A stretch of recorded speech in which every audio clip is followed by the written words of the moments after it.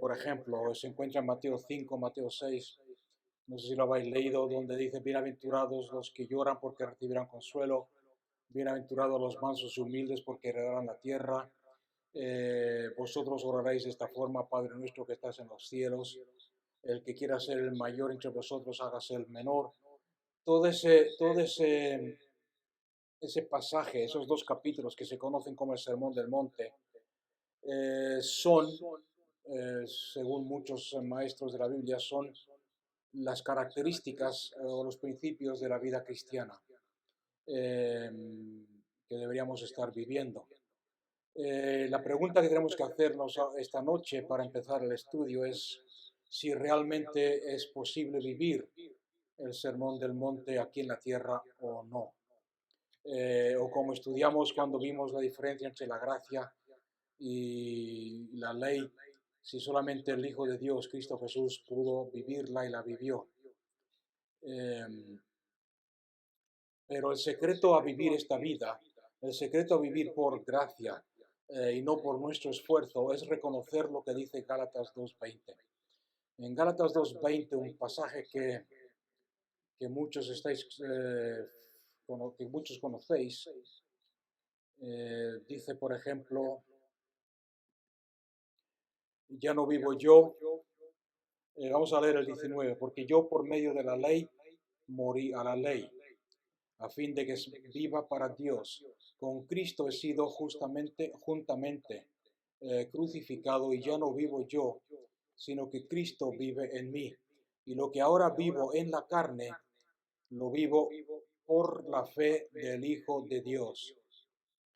O como dicen algunas otras, en la fe del Hijo de Dios.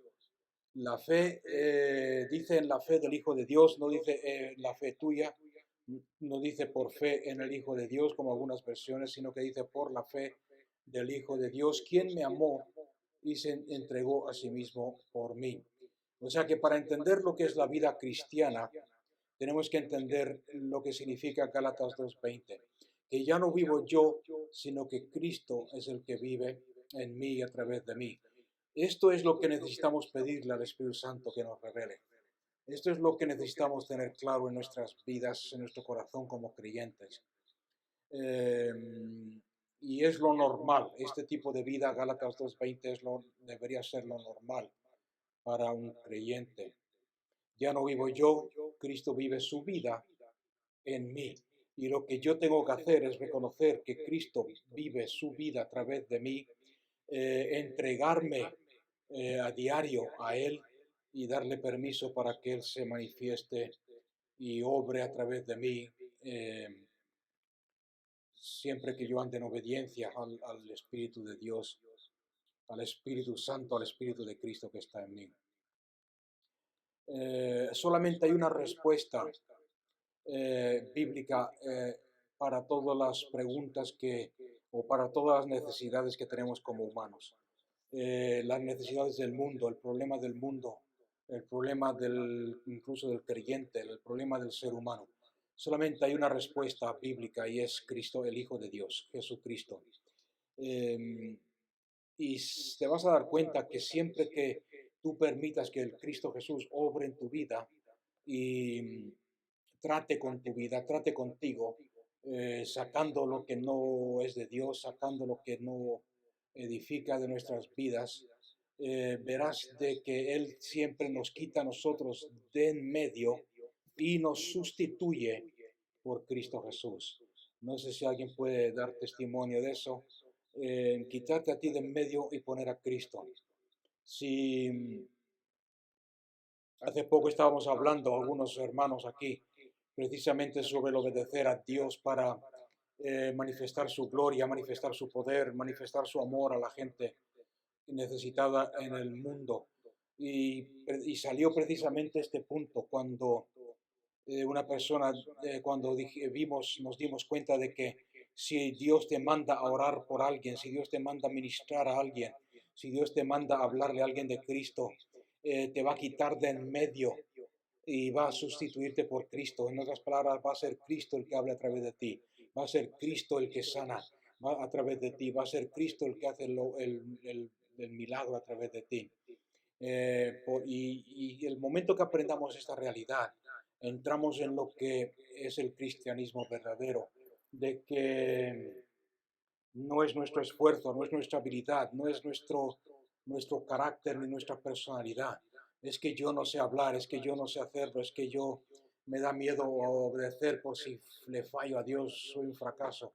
No, porque no eres tú, sino que es Cristo el que lo va a hacer en ti. O sea que lo que quiero decir con esto, como ya hemos visto en otras ocasiones, es que Cristo Jesús no murió eh, simplemente para perdonar nuestros pecados. Él murió en la cruz del Calvario para liberarnos de todo lo que es el yo, el hombre de pecado, nuestra naturaleza limitada, para poner, en otras palabras, para poner el cielo o para introducir la vida de Cristo en nosotros.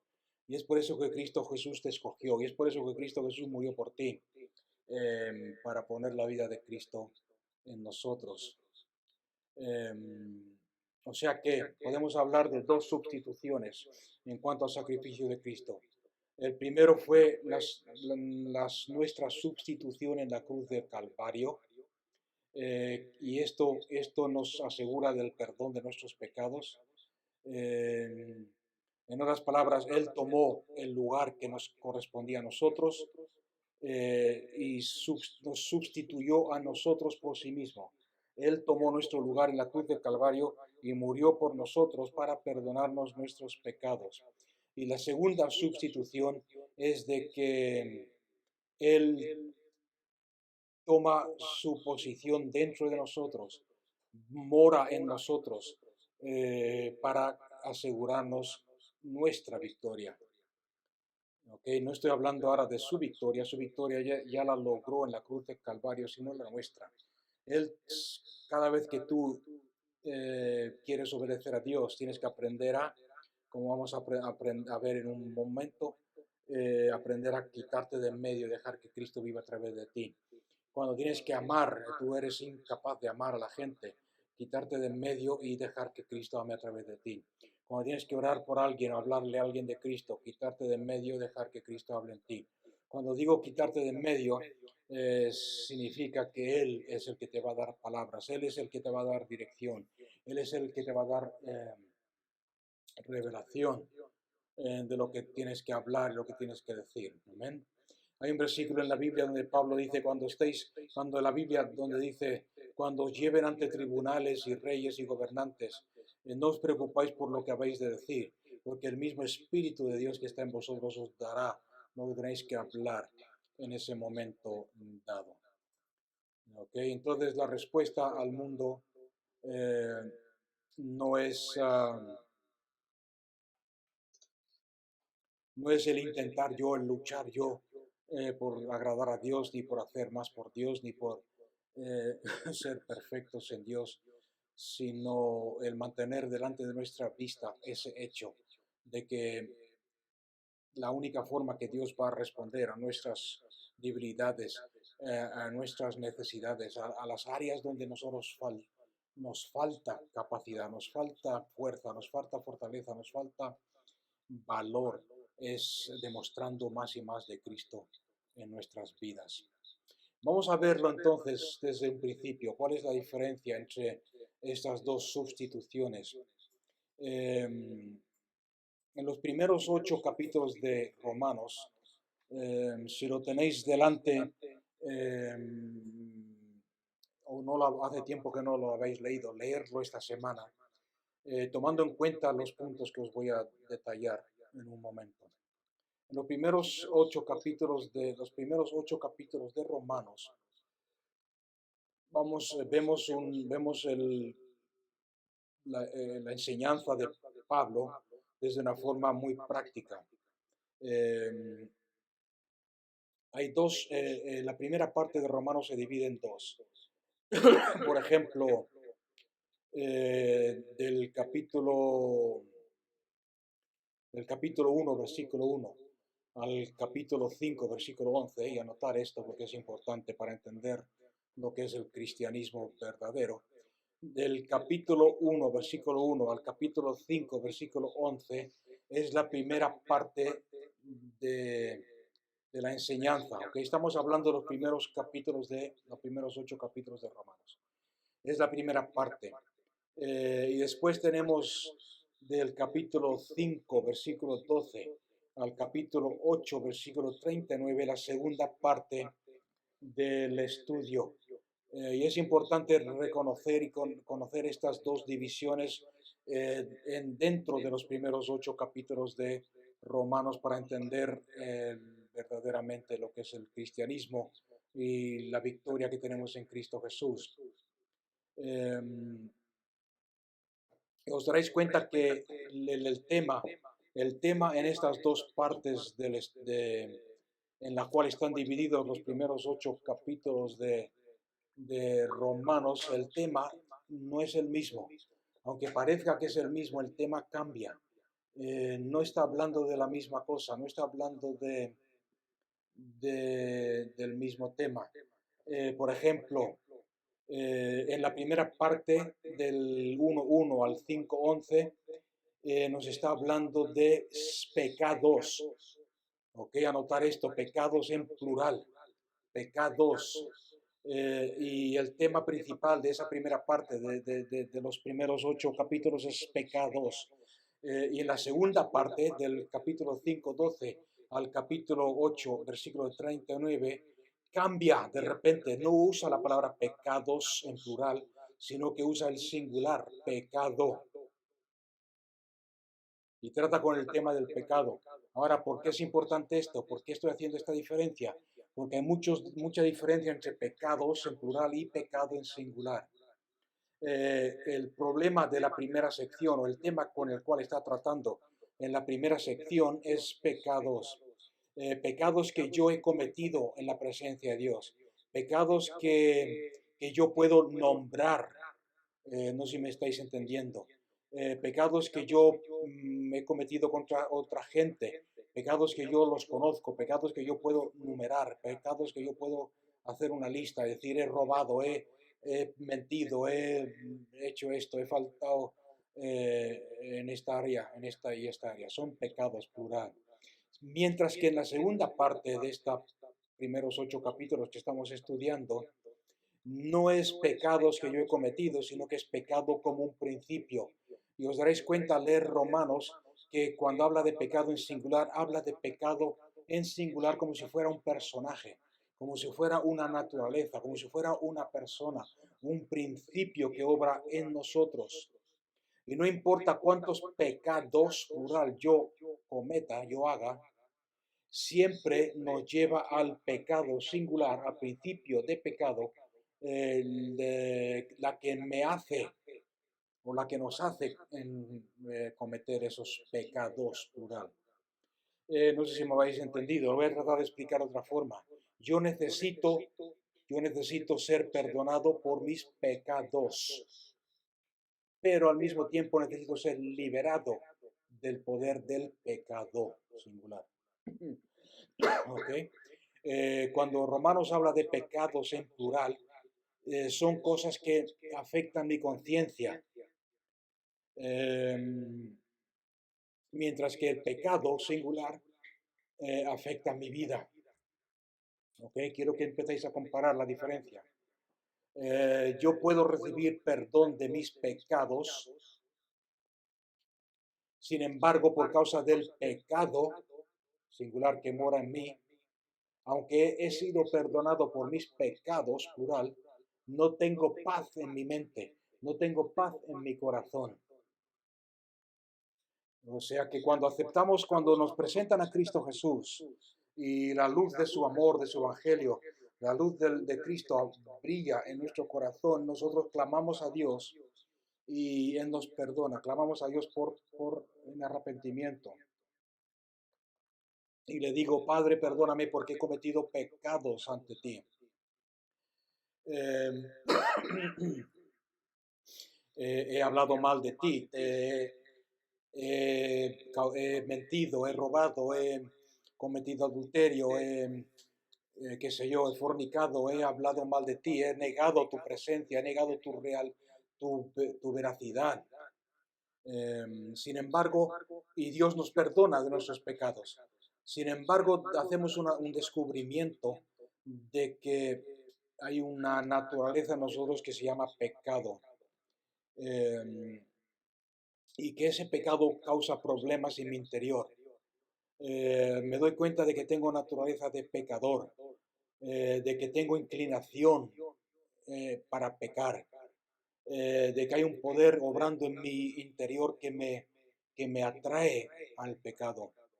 Em, y cuando ese poder toma ventaja en mi vida, entonces se me hace muy fácil pecar, cometer pecados en plural. Yo busco el que Dios me perdone. Yo le digo, Padre, perdóname porque he pecado una vez más. Pero me doy cuenta de que a los pocos días vuelvo a pecar, vuelvo a caer en pecado, vuelvo a hacer la misma cosa que había hecho antes y de la cual me he arrepentido y la cual pedí perdón a Dios.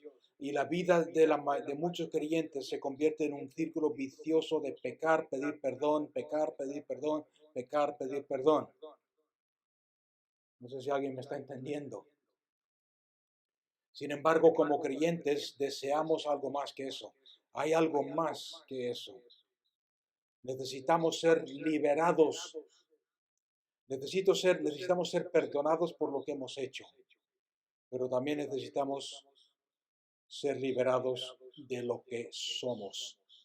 Y es la diferencia entre la primera parte de Romanos 8, Romanos 1 al 8 y la segunda parte de Romanos 1 al 8.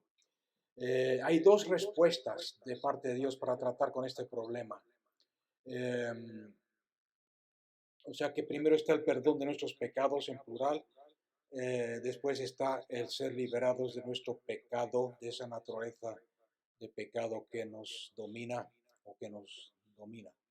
Eh, en la primera parte de Romanos del 1 al 8, si queréis ver algún versículo, por ejemplo, sería bueno que esta semana leáis estos 8 capítulos y marquéis o subrayáis esto que estamos hablando, donde habla de pecados en plural y de pecado en singular, para ver si podéis distinguir y ver la diferencia, ¿okay?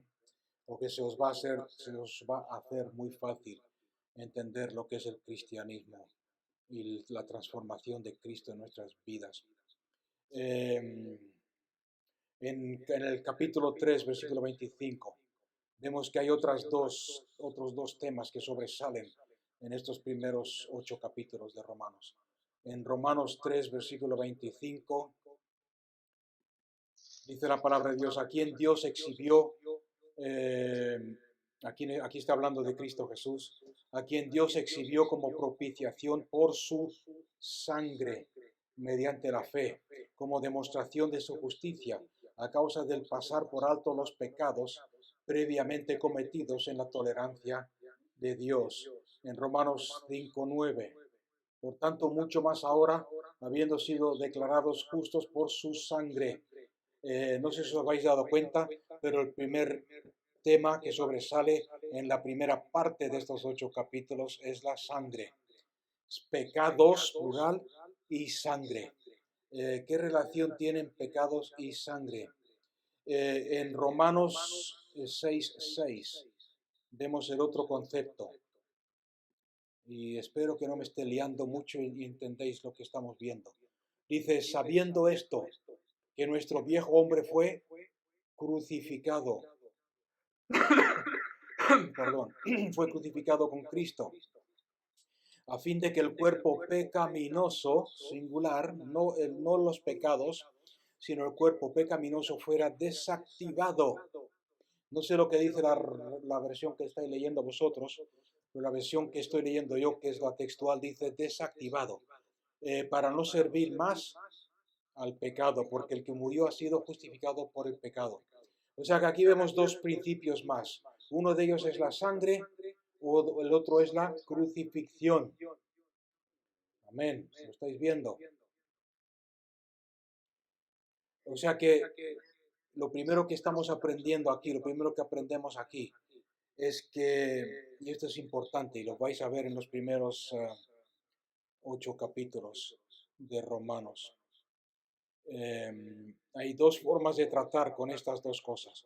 Hemos visto que un principio son los pecados plural, el otro principio es el pecado singular, que obra, es un poder que obra en nosotros, y para poder luchar contra estas dos cosas tenemos primero la sangre y en segundo lugar tenemos la crucifixión. ¿Cuál es la diferencia?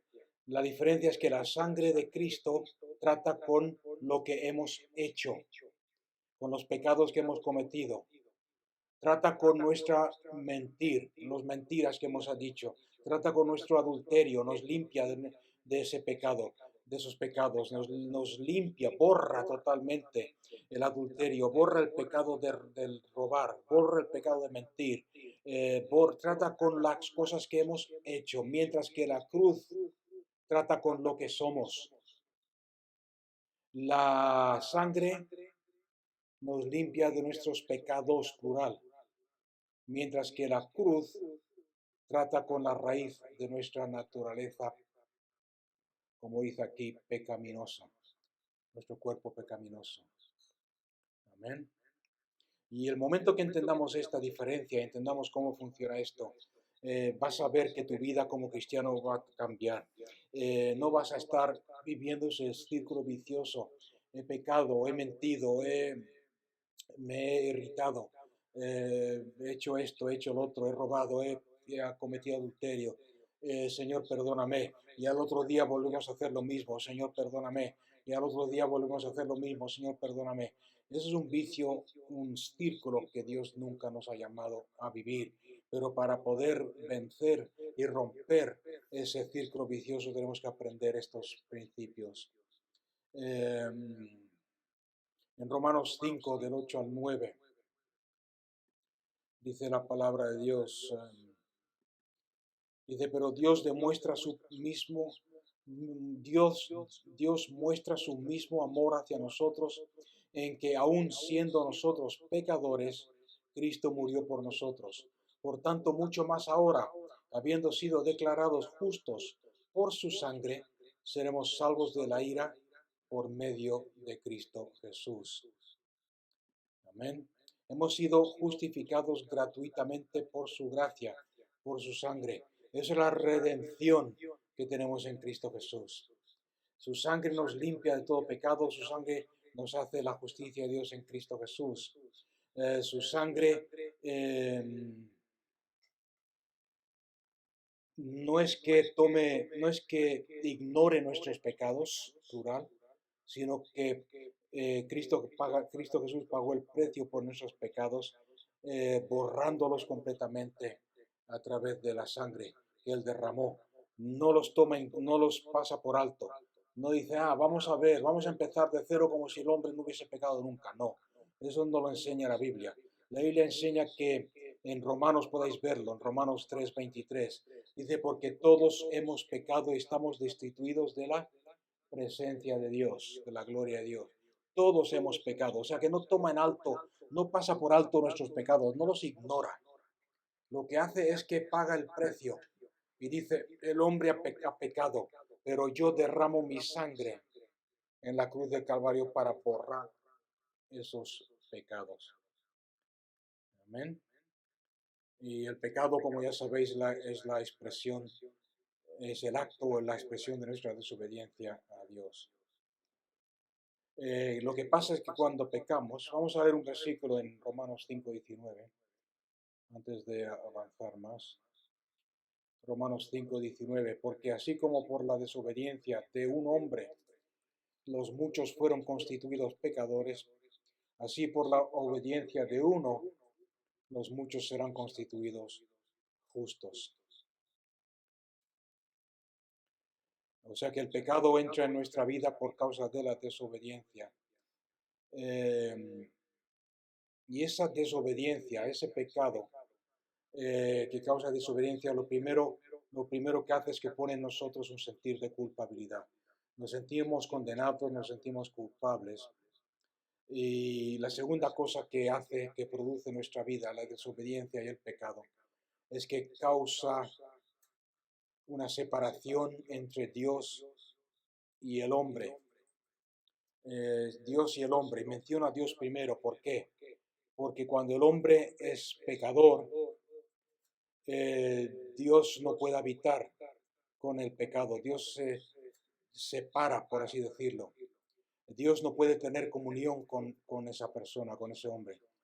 Hay algo en nuestras vidas que es el pecado que estorba el que tengamos comunión con Dios. Y ese algo en la Biblia se conoce como pecado. Eh, Romanos 3:9, están todos bajo pecado, todos han pecado. Eh, en segundo lugar, ese pecado que está en el hombre forma una barrera que impide que tengamos comunión con Dios y Dios con nosotros, lo cual nos lleva a un sentir de culpabilidad, de sentirnos alejados de Dios, de sentirnos de que Dios ya nos ama, de sentirnos de que Dios está distante.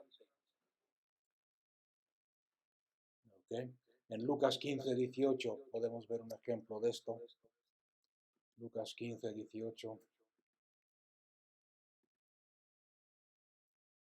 donde dice el ejemplo que nos da aquí del hijo pródigo. Dice, me levantaré e iré a mi padre y le diré, Padre, he pecado contra el cielo y ante ti. O sea que reconoce su pecado, reconoce que ese pecado, esa desobediencia, lo ha separado de su padre, lo ha separado de la comunión con su padre. Y no solamente o sea que tenemos, quiero que estéis, que pongáis atención porque es un poco difícil explicarlo.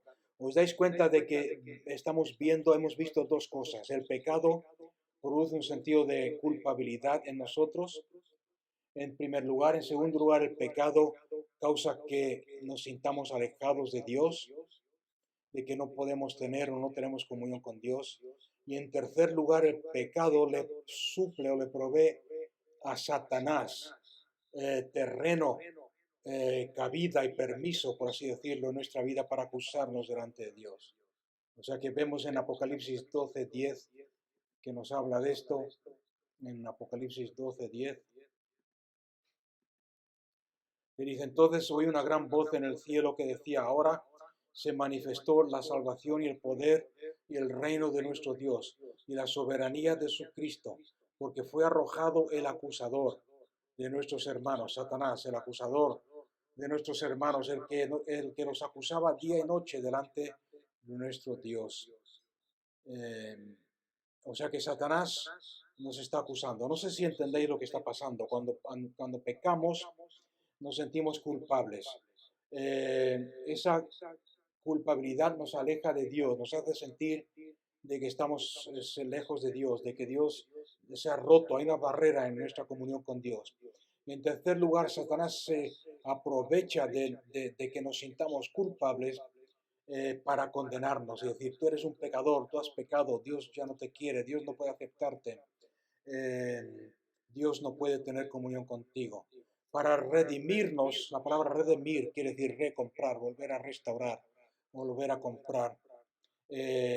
Para redimirnos y traernos de vuelta al propósito de Dios, Cristo Jesús tuvo que hacer algo eh, para, para tratar con estos tres puntos, nuestra culpabilidad, nuestra separación de Dios y la acusación de Satanás. Tuvo que hacer algo eh, para tratar con estos tres problemas y contra las acusaciones de Satanás. En primer lugar, tuvo que tratar con nuestro pecado, y esto lo hizo derramando su sangre, borrando nuestros pecados, plural, borrando nuestros pecados con su sangre. En segundo lugar, tuvo que tratar o sea, después tuvo que tratar con nuestro sentido de culpabilidad, con nuestra conciencia de culpabilidad, demostrándonos el valor de su sangre. Y esta parte es importante que la entendamos porque hay tantos cristianos, como pastor conozco a muchos y muchos cristianos que saben que Dios los ama, saben que han sido perdonados, sin embargo siguen viviendo con una conciencia de pecado, conscientes de que son pecadores, conscientes de que le han faltado a Dios, conscientes. Y como viven con esa conciencia de pecado, nunca tienen o nunca entran en el reposo de Dios, que es la salvación y el aceptar todo lo que Cristo Jesús hizo por nosotros. Tenemos que aprender a valorar la sangre, el valor que tiene la sangre de Cristo. Es la sangre de Dios, es la sangre de Dios, del Dios perfecto, de un Dios santo, la que derramó y pagó por nosotros. Y en tercer lugar, eh, tuvo que tratar con los ataques de Satanás, con las acusaciones de Satanás contra nosotros.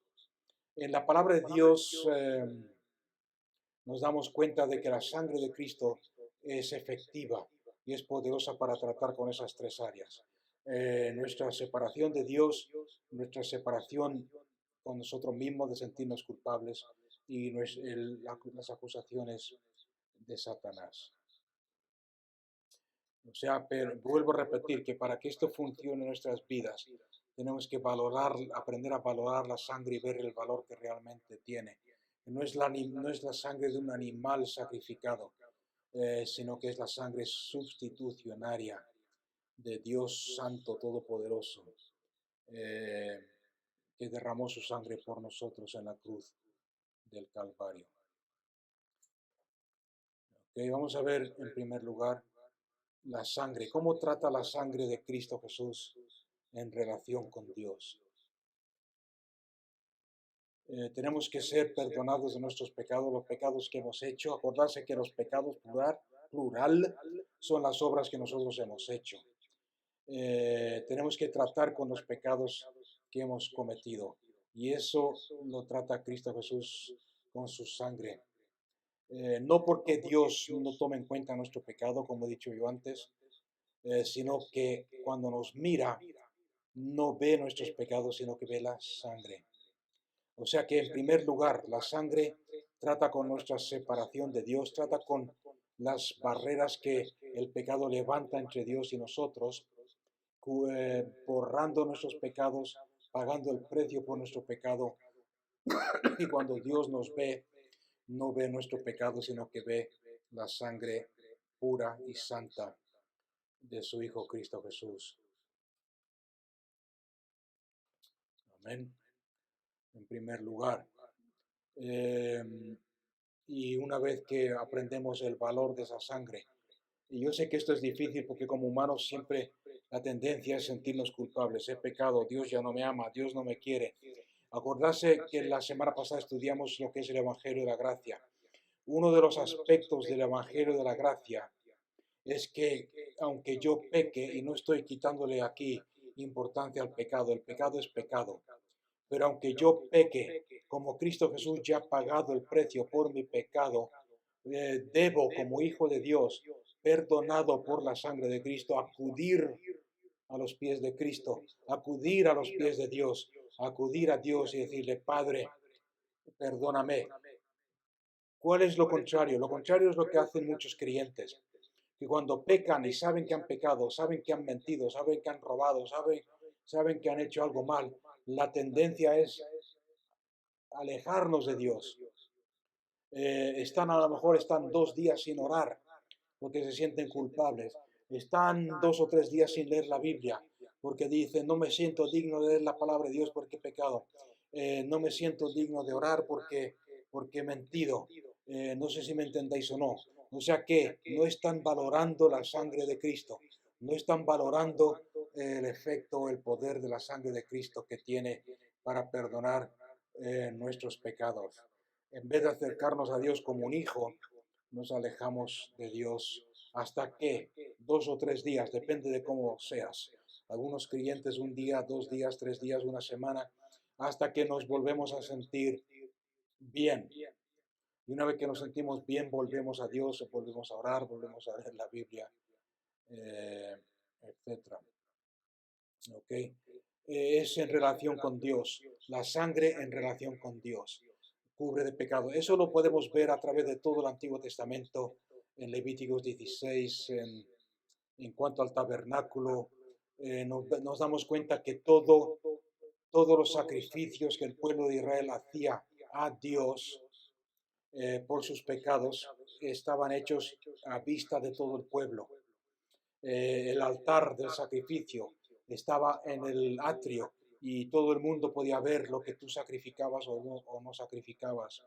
Sin embargo, la sangre que cubría los pecados del pueblo judío, tenía que ser ofrecida a Dios en un lugar santísimo donde solamente Dios podía verla. Amén, ¿lo habéis entendido? Es algo, la sangre tiene que ver entre Dios y tú, el hombre y Dios. Y solamente el hombre, solamente Dios la podía ver. Ahí solamente entraba el sumo sacerdote una vez al año con la sangre expiatoria eh, para, para cubrir los pecados tuyos, tus pecados.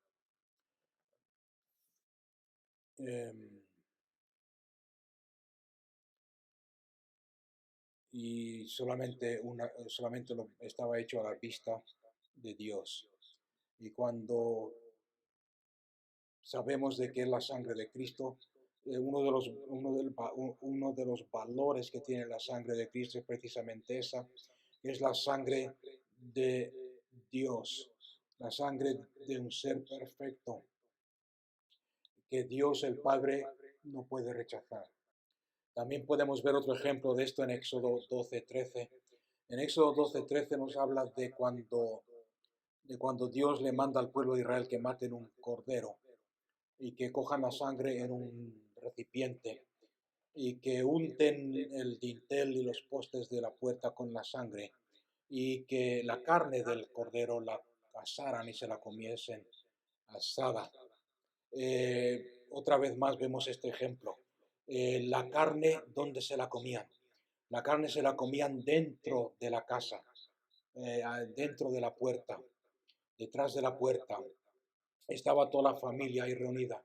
Estaban toda la familia reunida, los hijos, los padres, los abuelos, etcétera, los tíos. Sin embargo, la sangre que fue rociada en los postes y en el dintel estaba por la parte de afuera y solamente la podía ver el ángel de Jehová, el ángel de Dios que pasaba por delante. Y al ver la sangre que cubría los postes y el dintel pasaba de largo y no moría nadie, no era condenado nadie por el pecado porque estaba a la vista de Dios. ¿Me entendéis o no? Dios es un Dios santo, Dios es un Dios de justicia. Y al ser un Dios santo eh, y al ser un Dios justo, de justicia, requiere de que una vida santa, una vida sin pecado, una vida justa sea dada en sacrificio por el hombre. Eh, y esa vida santa está en la sangre, con mayúscula. La sangre de Cristo Jesús, que tenía que ser derramada por nosotros en la cruz del Calvario. Y como he dicho antes, al ser la sangre santa, la sangre de Dios, satisface totalmente las demandas de Dios. Amén.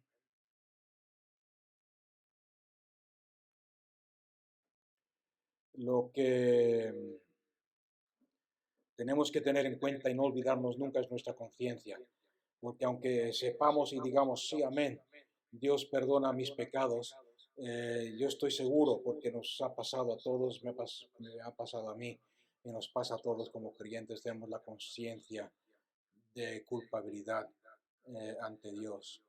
Esa conciencia, antes de aceptar a Cristo Jesús como Señor y Salvador, estaba muerta. Eh, lo cual significaba de que adulterábamos, pecábamos, robábamos, asesinábamos, mintíamos y nuestra conciencia no nos decía nada. Y no le sirve absolutamente nada a Dios. Sin embargo, el momento que tú decidiste creer en Cristo Jesús como tu Salvador y el momento que tú lo aceptaste como el Señor de tu vida, esa conciencia se despertó y se convierte en algo totalmente sensible al pecado, a la presencia de Dios, a tu relación con Dios y a cualquier cosa que se interponga entre Dios o tú y Dios y tu relación con Dios. Eh, amén. Y a veces ese sentido de culpabilidad se hace tan terrible, tan grande eh, en nuestras vidas como creyentes que perdemos de vista el poder y la efectividad de la sangre de Cristo Jesús. Nuestros pecados son tan reales que nos molestan, nos incomodan, que a veces nos parecen más grandes. El pecado en nuestra vida nos parece más grande que la sangre de Cristo Jesús. Eh, y tenemos que entender de que es otra vez, que la sangre de Cristo es para que Dios la vea, es para tratar con nuestra relación con Dios. Eh, Primero, vamos a ver un versículo en 1 de Pedro 1:18.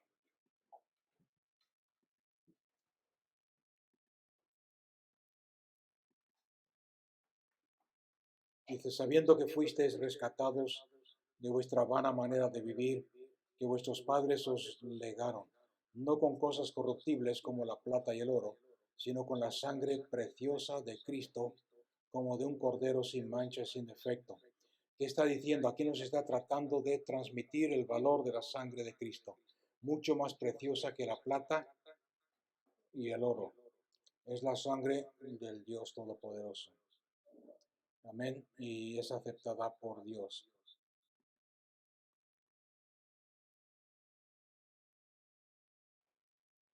En segundo lugar, la sangre de Cristo nos transforma a nosotros. O sea que no solamente afecta a Dios y no solamente trata con nuestra separación de Dios, sino que la sangre de Cristo también tiene que satisfacernos a nosotros, limpiarnos, en otras palabras, limpiarnos de nuestra conciencia, que es la que nos molesta cuando pecamos. En Hebreos 10:22, y este versículo es importante que lo aprendamos de memoria. Hebreos 10:22 dice, acerquémonos con corazón sincero, con un corazón, un corazón libre. Versículo 21 dice, teniendo un gran sumo sacerdote sobre la casa de Dios, que es Cristo Jesús, acerquémonos con corazón sincero, en plena certidumbre de fe. ¿Por qué podemos acercarnos a Dios con un corazón sincero, con un corazón sin carga, sin culpabilidad? Dice, porque habiendo sido purificados los corazones de mala conciencia y el cuerpo lavado con agua pura. Mantengamos sin fluctuar, sin cambiar, la confesión de nuestra fe en Cristo, de nuestra confesión en el poder de la sangre de Cristo, de nuestra confesión y de nuestra esperanza, porque fiel es Dios que lo prometió. Como dice otra versión, no me acuerdo ahora cuál es, dice, porque la sangre de Cristo Jesús fue rociada para librarnos de nuestra conciencia que nos culpaba. O sea que, y esto es importante entenderlo, la sangre de Cristo Jesús no solamente borra nuestros pecados y nos limpia de nuestros pecados, sino que la sangre de Cristo Jesús nos limpia nuestra conciencia de cualquier sentido de culpabilidad. Y tenéis que tener en cuenta, quiero que tengáis en cuenta de que él usa la palabra corazón. En Jeremías 17:9, por ejemplo, dice que el corazón del hombre es engañoso, está desesperadamente enfermo por el pecado y es engañoso en gran manera. No podemos confiar de nuestro corazón. O sea que no solamente tenemos que orar y decir, Padre, limpia mi corazón de todo pecado por tu sangre, sino que tenemos que recibir un corazón nuevo. ¿Qué quiero decir con esto? Que tenemos que entender lo que significa el poder de la sangre, la efectividad de la sangre de Cristo en nuestras vidas. Por causa del pecado está tan corrompida, tan sucia. Cuando hablo de carne, estoy hablando de nuestra naturaleza pecaminosa, no del cuerpo. Que no puede ser, que aunque la planchemos, va a seguir estando, va a seguir siendo pecaminosa. Entonces, como vamos a ver dentro de un momento, si nos da tiempo, es que la carne no podemos lavarla, no podemos plancharla, tenemos que crucificarla. En Ezequiel capítulo 36, versículo 26 nos dice, Dios le promete a su pueblo, dice, porque les daré un corazón nuevo Quitaré su corazón de piedra y pondré en ellos un corazón nuevo, un corazón de carne. Y pondré un espíritu nuevo dentro de ellos. Amén. O sea que aquí nos está hablando de la conciencia purificada de toda mala conciencia, de toda culpabilidad, de todo sentido de culpabilidad, para que no haya nada que estorbe entre Dios y nosotros, que sea un obstáculo entre nuestra relación. Y esto es sumamente importante. El momento que tú entiendas el poder de la sangre de Cristo, cuando peques, o si es que peques, como dice Juan, no vas a alejarte de Dios hasta que todo pase y te vuelvas a sentir bien, sino que te vas a acercar a Dios. Y como tu Padre, Él te ama, la sangre, teniendo en cuenta que es la sangre poderosa de Cristo Jesús la que te ha limpiado y perdonado. Y vas a acercarte a Dios, vas a decir, Padre, te he pecado, pero doy gracias porque sigo siendo tu hijo, porque tú me sigues amando, porque tú me has perdonado. ¿Os dais cuenta que ninguna de esas expresiones que acabo de comentar hay sentido de culpabilidad? ¿Por qué? Porque si yo tengo un sentido de culpabilidad, aunque sé que la sangre de Cristo me perdona, me sigo sintiendo culpable. No voy a verme como hijo de Dios. No voy a atreverme a acercarme a Él. No voy a atreverme a orar. No voy a atreverme a leer la Biblia. No voy a atreverme a ministrarle a nadie.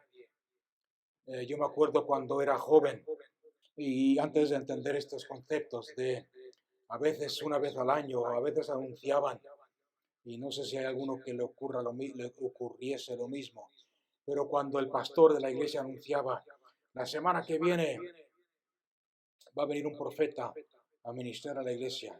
Esa semana, antes de que viniese el profeta, esa semana yo no veía la tele, no escuchaba rock and roll, no escuchaba los discos de ABBA ni de Elvis Presley, no veía la televisión, ayunaba 3 días, estaba 3 días sin comer, pedía perdón de todos los pecados que me acordaba que había cometido. Señor, perdóname porque, Señor, en la escuela he mirado a la profesora con tal, Señor esto, Señor lo otro. No sé si alguien me entiende por qué.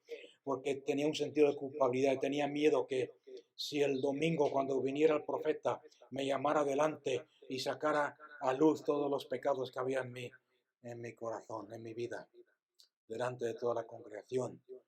No sé si alguien se identifica con eso, pero aprendí de que la sangre de Cristo tiene poder para limpiarnos de todo pecado y fue rociada, como dice Hebreos, fue rociada en el lugar santísimo para limpiarnos de todo, para borrar todo sentido de culpabilidad. Lo único que nos abre el camino a la presencia de Dios es la sangre. O sea que, ¿qué quiero decir con eso? Volviendo al estudio de la semana pasada, gracia, el Evangelio de gracia.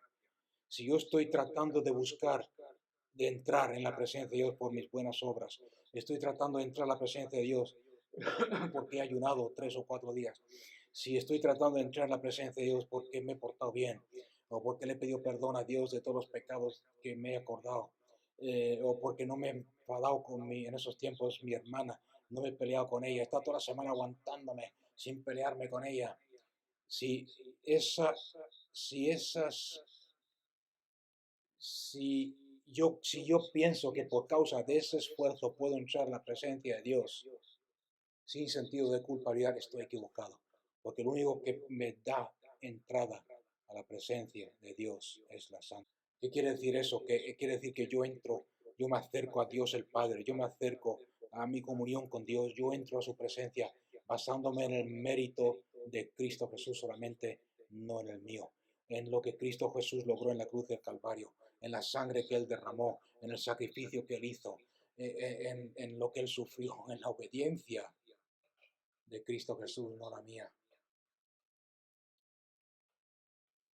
No porque yo haya sido más paciente con mis hermanos durante la semana, no porque haya sido más bueno que otros días, no porque haya hecho todo lo que mis padres me mandaron, solamente a través de la sangre de Cristo Jesús. Y eso es lo que tiene que ser importante, tiene que quedar claro en nuestra vida, porque eso marca la diferencia entre vivir una vida como cristiana, como Dios ha establecido desde la eternidad, a vivir una vida cristiana como yo me imagino, como a mí me han enseñado, que normalmente es una batalla, es una lucha. Cuando tú hablas con alguien, le dices, hermano, ¿cómo estás hoy? Y te preguntan, aquí estamos, hermanos, luchando en batalla, tratando de ser buenos, tratando de madurar en lucha, luchando contra la carne, luchando contra el viejo hombre. Es porque nunca han comprendido, y lo digo así de claro, es porque nunca han comprendido el poder de la sangre de Cristo Jesús. Cuando uno comprende realmente el poder de la sangre de Cristo Jesús, entras en reposo. Cristo Jesús mismo dijo, mi carga es fácil y mi yugo es ligero. ¿Por qué? Porque lo ha llevado Él todo. Lo único que estás haciendo tú al tomar su yugo y su carga es unirte a lo que Él ya ha hecho, ir por donde Él va, eh, que es el propósito del yugo. Amén. No sé si alguien puede decir amén a eso. Y no estoy hablando aquí puedo pecar porque la sangre me cubre. No, la sangre hay que darle el valor que se merece. No juegues con ella. No la, no la menosprecies, por favor. Es precisamente la sangre de Cristo, la gracia de Cristo, la que te da esa habilidad de entrar en la presencia de Dios y el de no pecar. Y como vamos a ver en un momento, eh, hemos dividido Romanos 8 en dos partes, Romanos del 1 al 8 en dos partes. La primera parte de Romanos 1:8 habla de pecados en plural. La sangre de Cristo trata con nuestros pecados plural. Pero después la segunda parte de Romanos 1 al 8 trata de con nuestro pecado singular, nuestro pecado. Y es ese pecado eh, la que tenemos que tratar a través de la cruz de Cristo. ¿Okay? Son dos conceptos diferentes. O sea que vemos la sangre de Cristo. Tenemos un montón de versículos en la Biblia que nos hablan en Efesios capítulo 2, en Hebreos capítulo 10, Efesios 2:13, vamos a leerlo para que entendáis lo que estoy hablando cuando hablo de entrar a la presencia de Dios o acercarnos a Dios. Efesios 2:13. Pero ahora en Cristo Jesús, por la sangre que Él derramó y por ser ahora parte en Cristo, estar en Cristo, que ahora en Cristo Jesús, vosotros que en un tiempo estabais lejos, fuisteis hechos cercanos, y nos dice el cómo. No sé la Biblia tuya lo que dice, pero la mía dice, fuisteis hechos cercanos por la sangre de Cristo. Y el versículo 14, para que entendáis lo que hablo de obstáculos y separación, porque eres nuestra paz el que habiendo derribado la pared intermedia de separación, la enemistad de ambos nos hizo uno en Cristo Jesús. Aboliendo en su carne la ley de los mandamientos expresados en preceptos, para crear en sí mismo, en Cristo Jesús, siempre es en Cristo Jesús, de los dos un solo nuevo hombre, haciendo la paz y reconciliarnos con Dios en un solo cuerpo por medio de la cruz, destruyendo toda enemistad, destruyendo todo. O sea que teniendo esa, es por eso que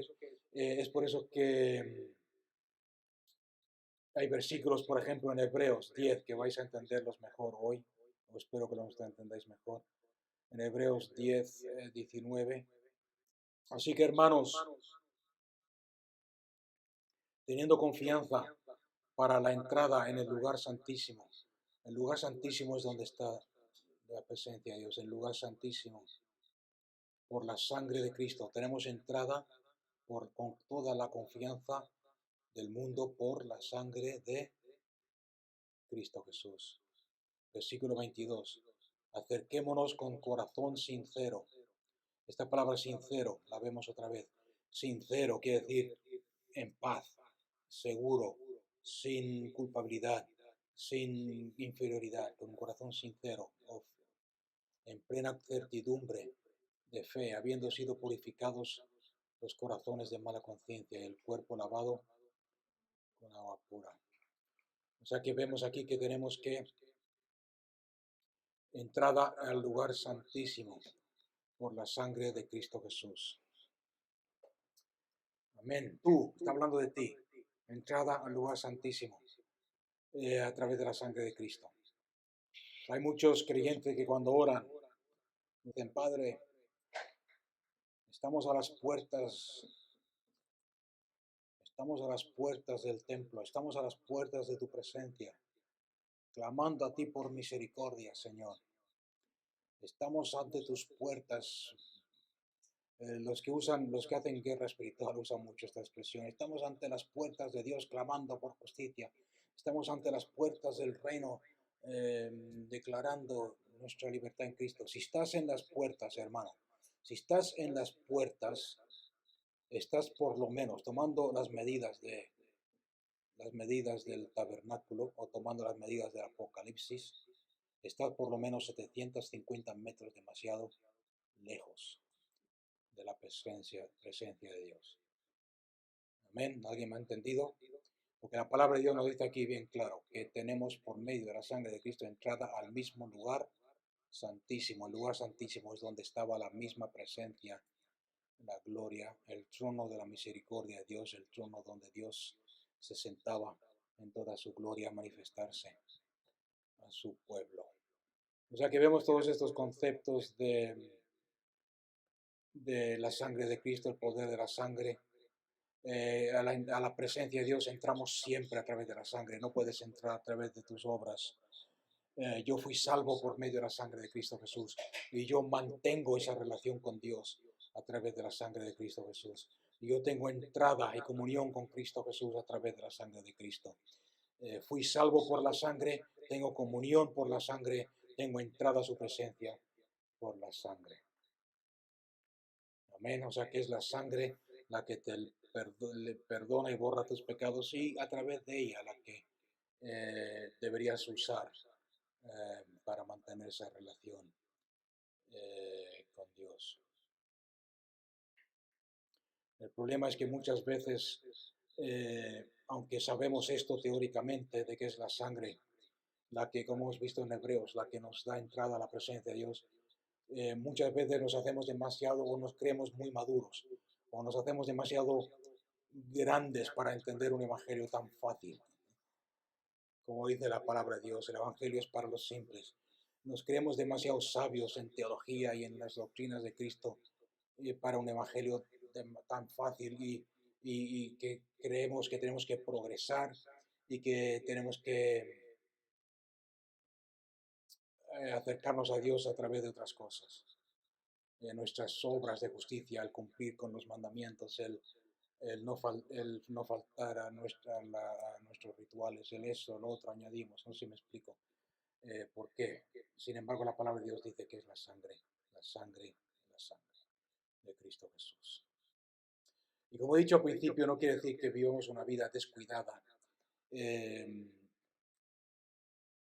sino que tenemos que valorar esa sangre, valorar la presencia. La presencia de Dios para ti como creyente tiene que ser lo más precioso en tu vida. Amén. Puede ser que seamos débiles, pero el fijarte en tu debilidad, no sé cuántos se han dado cuenta que cuando tú eres débil, el fijarte en tu debilidad no te ha hecho nunca más fuerte. Yo me miro últimamente, hace casi un año que no voy al gimnasio. Me miro a mí mismo en el espejo y digo, madre mía. Sin embargo, no me hace más fuerte. ¿Qué es lo que me va a hacer más fuerte? Disciplinarle, ir abajo y hacer bicicleta y hacer un poco de gimnasio. El sentirte mal y el sentirte culpable y el hacer penitencia no va a hacerte más santo, sino todo lo contrario, va a hacer que te sientas que no has hecho lo suficiente y que siempre te va a faltar algo.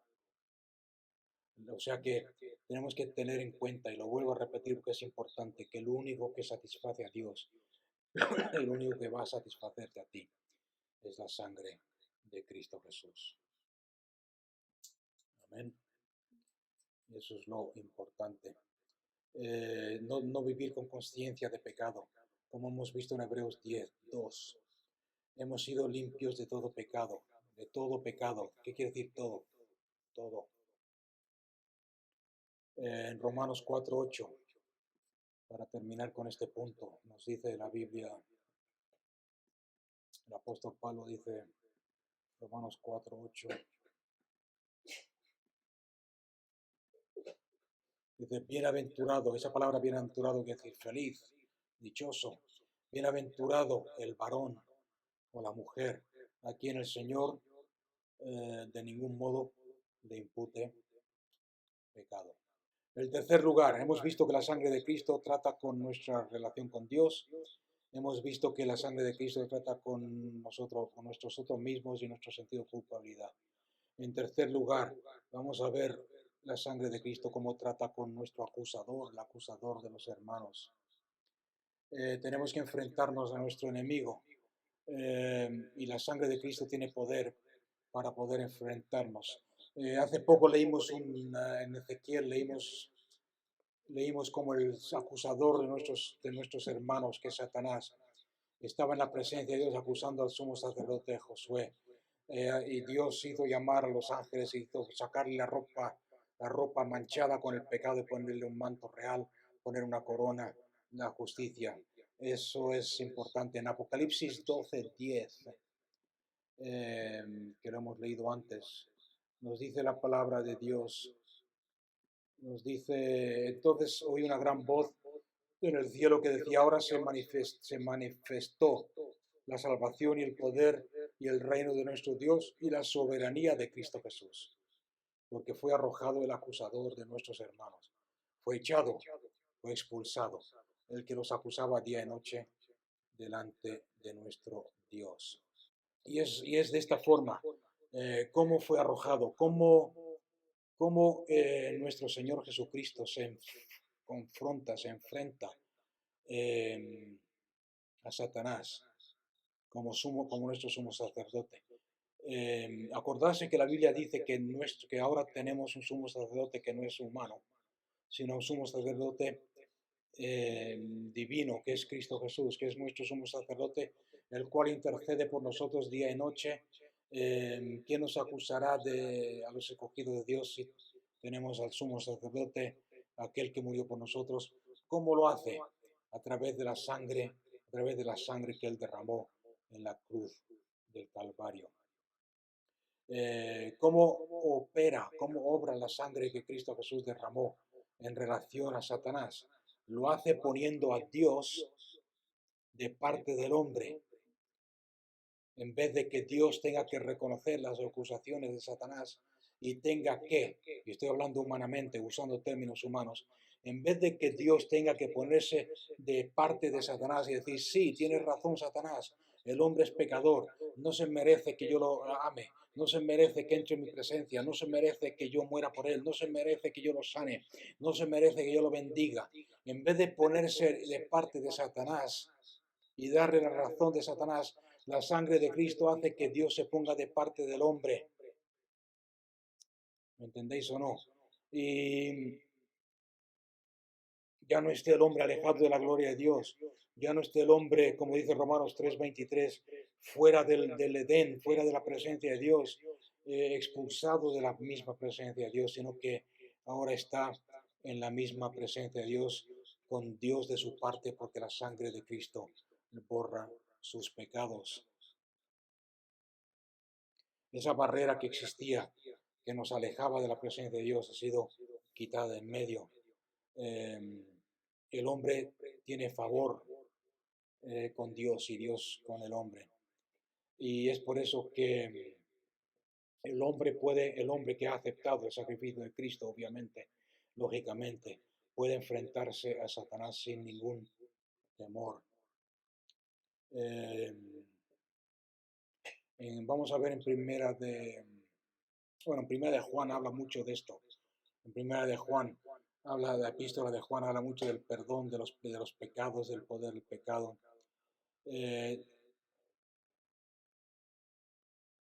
Dice el primer versículo dice, porque la sangre de Cristo Jesús, su Hijo, nos ha limpiado de todo pecado.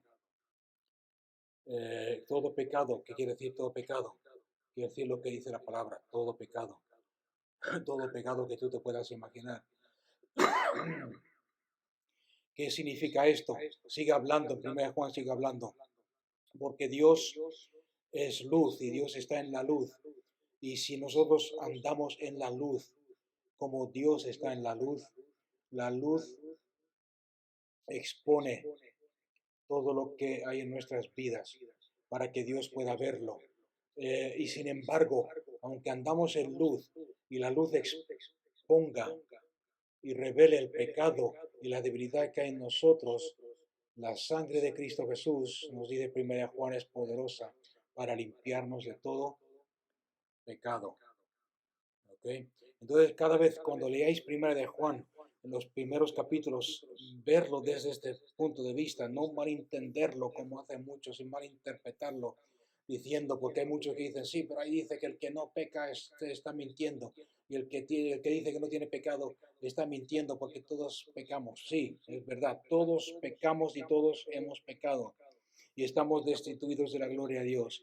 Pero la sangre de Cristo nos limpia de todo pecado, nos capacita para andar en la luz de Dios. No sé si alguien puede decir amén a eso.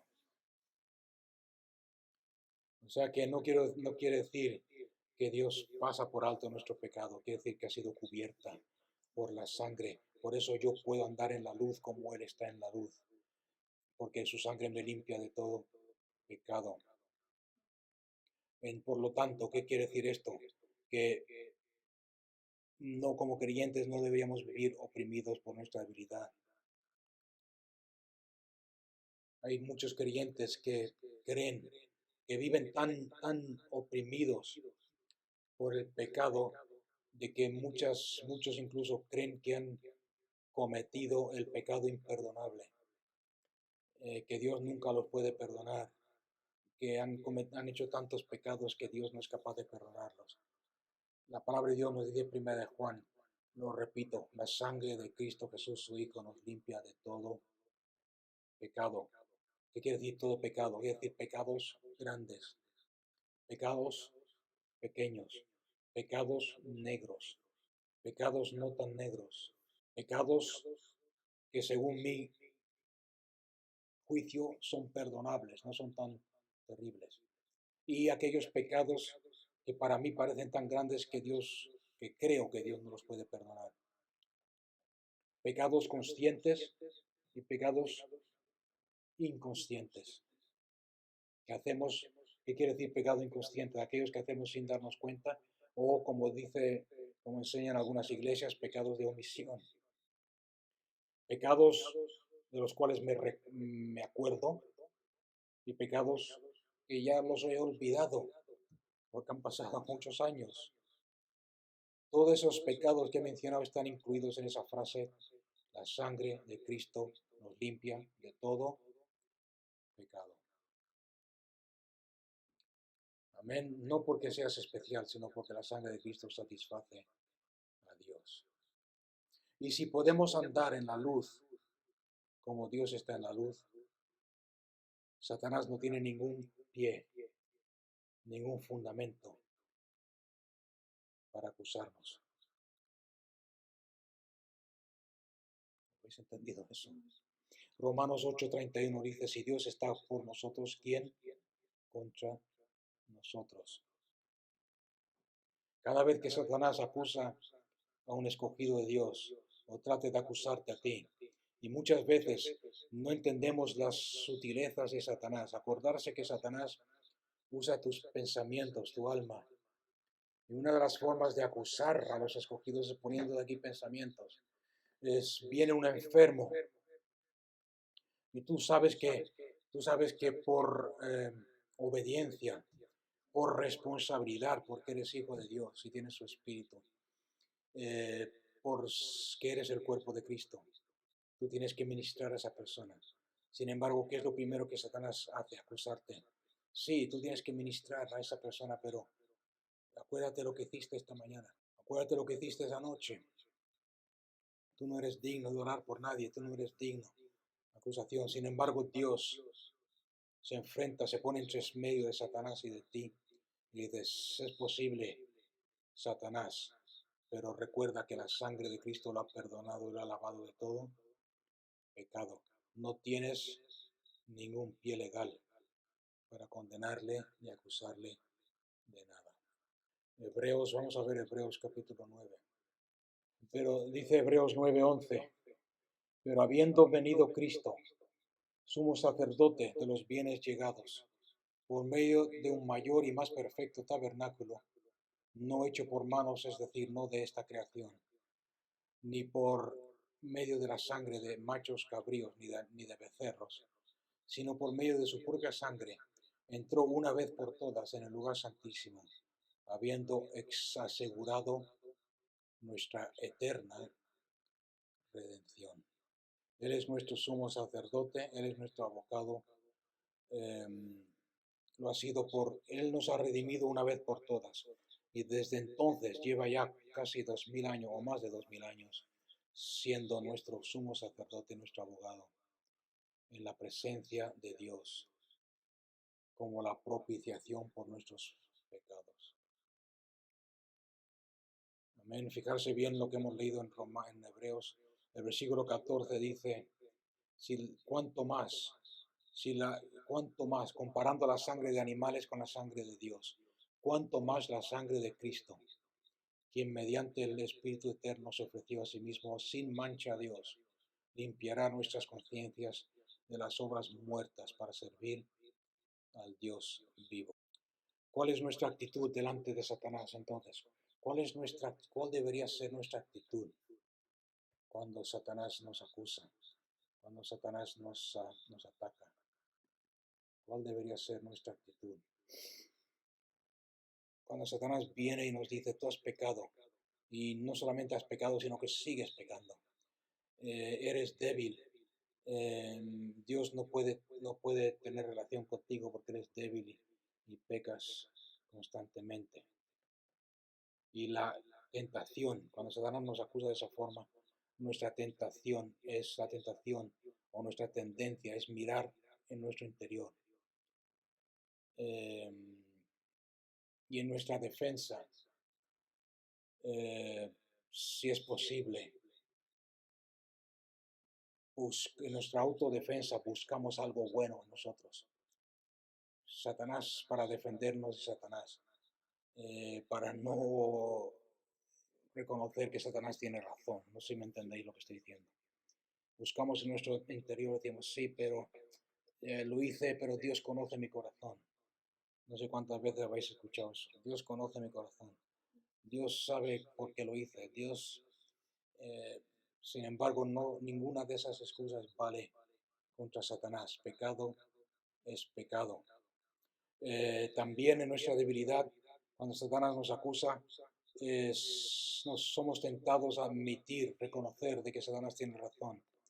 Y nos vamos a otro extremo de caer en depresión, de caer en desesperación, de decir, es verdad, soy un cristiano carnal, nunca voy a ser lo que Dios quiere que sea, nunca voy a ser perfecto, nunca voy a ser santo, nunca voy a llegar a la medida que Dios requiere de mí.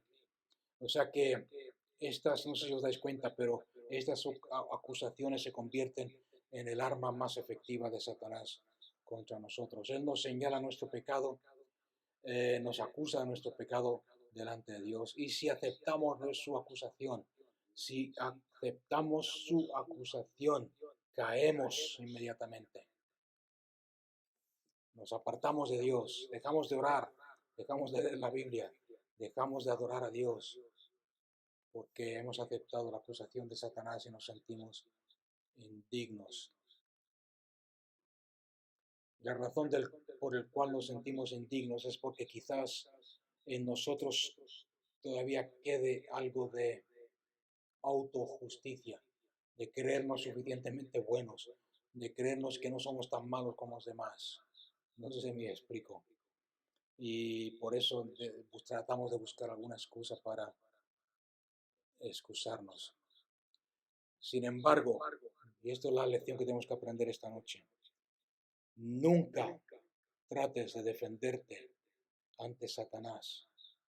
Nunca le respondas a Satanás. Nunca te defiendas a Satanás usando tu buena conducta, usando la poca autojusticia que creas que aún queda en ti. La única forma que puedes responder a Satanás, la única forma que puedes defenderte contra Satanás es a través de la sangre de Cristo Jesús. En otras palabras, decirle, sí, soy pecador, soy débil, soy pecador, pero le doy gracias y gloria a Dios, que la sangre de Cristo Jesús me ha limpiado de todo pecado, me ha limpiado de todo sentido de culpabilidad. Cristo Jesús ha pagado el precio que tenía que haber pagado yo. Por lo tanto, no tienes ningún lugar en mi vida, Satanás. No tienes ningún derecho a acusarme. No tienes ningún derecho a juzgarme y a condenarme. Respóndele con la sangre, no con tus buenas obras. Vamos a leer 2 versículos y terminamos. Romanos 8:33. ¿Quién acusará a los escogidos de Dios? Dios es el que justifica. ¿Quién es el que condenará? Cristo es el que murió y más aún fue resucitado, el cual también está a la diestra de Dios, el cual también intercede por nosotros.